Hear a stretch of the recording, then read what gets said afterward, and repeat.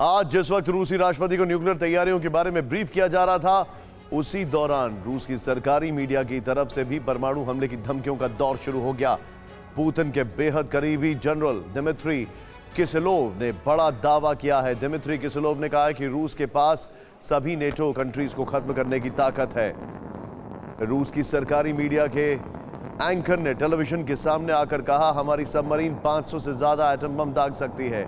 Russian news presenter की तरफ से यह भी कहा गया कि जिस दुनिया में रूस नहीं होगा तो फिर उस दुनिया की क्या जरूरत है। यह सीधे सीधे अमेरिका को धमकी है। रूसी एंकर जिन सबमरीन की बात कर रहे थे, उनकी भी डिटेल CV9 भारतवर्ष के पास है।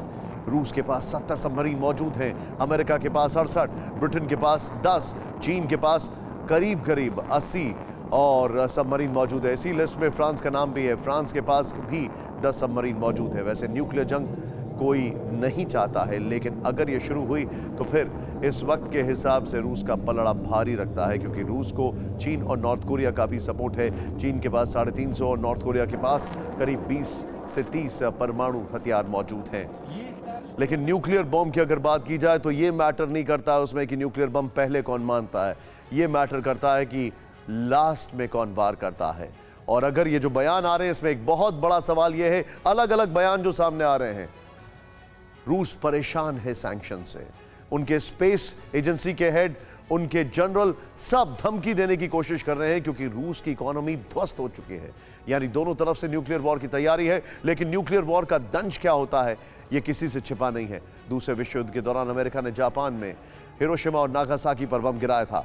6 और 9 अगस्त 1945 को यह बम गिराया गया था। यह ह्यूमन हिस्ट्री की एकमात्र घटना थी जिसमें एटम बम का इस्तेमाल हुआ था। भयानक तबाही मची थी। हिरोशिमा में बम गिरने से अगले ही सेकंड 80,000 से ज्यादा लोगों की जान चली गई। 1 मिनट में हिरोशिमा का 80% इलाका जलकर खाक हो गया।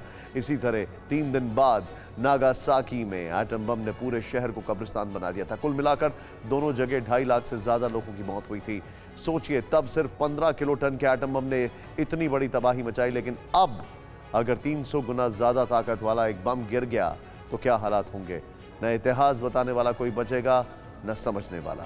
इसीलिए एक्सपर्ट्स का मानना है कि अगर क्रेमलिन के पर 100 किलो टन का एक न्यूक्लियर बम गिरा तो फिर 2.5 लाख लोग मारे जाएंगे, 10 लाख लोग घायल हो सकते हैं।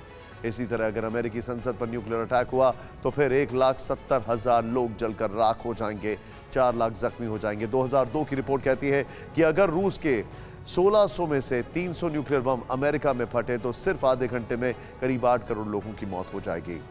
अमेरिका तो आर्थिक तौर पर काफी नुकसान पहुंचाएगा। Electric grid, internet, food, transport, health system सब खत्म हो जाएगा। आने वाले दिनों में लोग भूख, रेडिएशन सिकनेस की वजह से मारे जाएंगे। और अगर अमेरिका एटम बम छोड़ेगा तो इस तरह की तबाही और बर्बादी रूस में भी दिखाई देगी। करोड़ों लोग बेवजह मारे जाएंगे। परवाह देश की, सोमवार से शुक्रवार रात 10 बजे TV9 भारतवर्ष पर।